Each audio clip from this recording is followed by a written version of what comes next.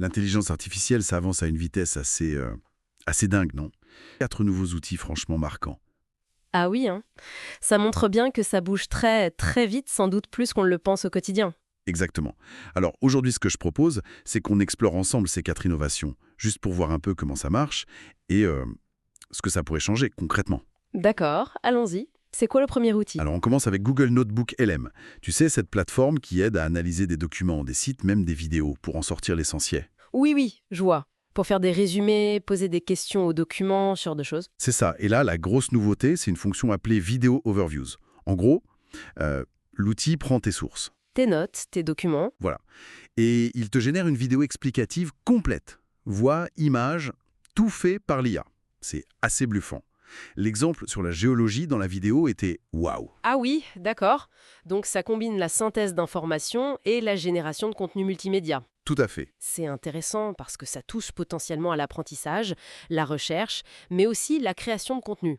La vidéo mentionnait que ça fait un peu bouger les lignes chez les créateurs, non? Oui, clairement. Imagine, une IA qui résume et met en vidéo toute seule. Ça change la donne. Bon, deuxième outil, Medgemini.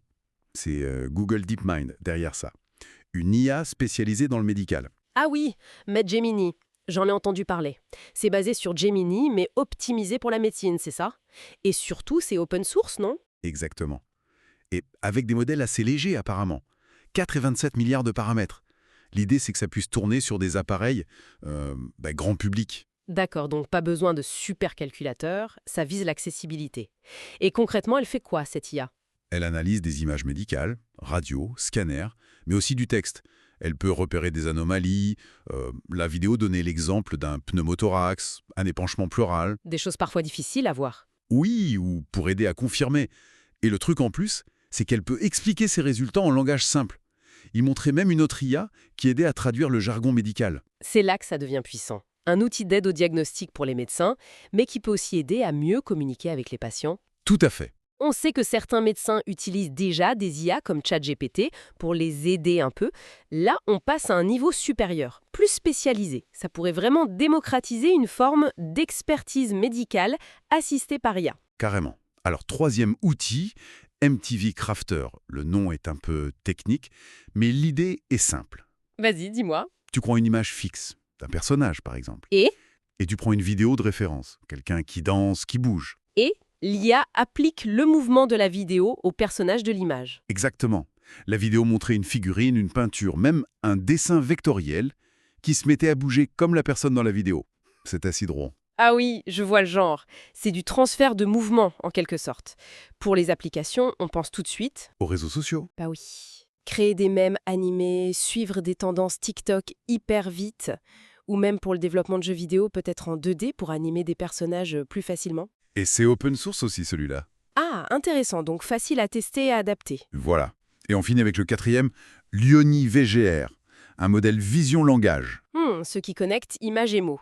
Il y en a pas mal qui sortent en ce moment. Qu'est-ce qu'il a de spécial, celui-ci? Alors d'après la vidéo, il est particulièrement fort en analyse visuelle poussée. C'est là que ça devient vraiment intéressant. C'est-à-dire? Bon, il fait les trucs classiques, hein, trouver l'objet commun entre plusieurs images, il montrait un zèbre, localiser un truc précis dans une image complexe, un camion grue, identifier des différences subtiles. D'accord, ça c'est déjà pas mal. Mais là où ça devient bluffant, c'est sa capacité de raisonnement visuel. C'est pas juste voir, c'est comprendre. Ah oui, donne un exemple. Par exemple, l'IA voit une photo de linge fale et une autre d'une machine à laver, et elle fait le lien logique entre les deux.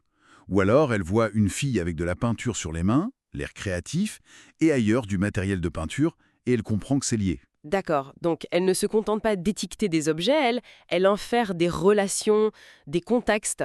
C'est ça, elle commence à saisir le pourquoi presque. C'est un cap important ça. La vidéo allait jusqu'à dire quoi? Que ces IA pourraient bientôt mieux comprendre les images que nous. C'est un peu la suggestion, oui.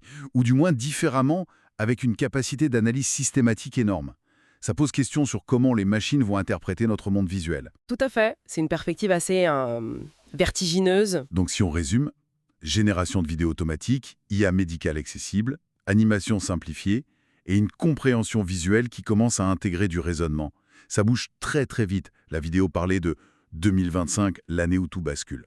Ce qui me frappe, au-delà des capacités individuelles de chaque outil, c'est vraiment ce fil rouge de l'accessibilité, l'open source, les modèles légers. Oui, ça facilite l'adoption, l'expérimentation. Exactement, ça met ces technologies entre les mains de beaucoup plus de monde, beaucoup plus vite, et c'est ça qui accélère vraiment le mouvement, je pense. C'est un excellent point. Bon, pour finir, une petite question qu'on pourrait laisser en suspens. Je t'écoute. Avec ces IA qui analysent, qui créent, qui raisonnent sur le visuel, parfois plus vite ou avec une logique différente de la nôtre, est-ce que ça ne va pas, à terme, influencer notre propre façon de regarder, de percevoir le monde? Ah, de quoi réfléchir un peu après nous avoir écoutés.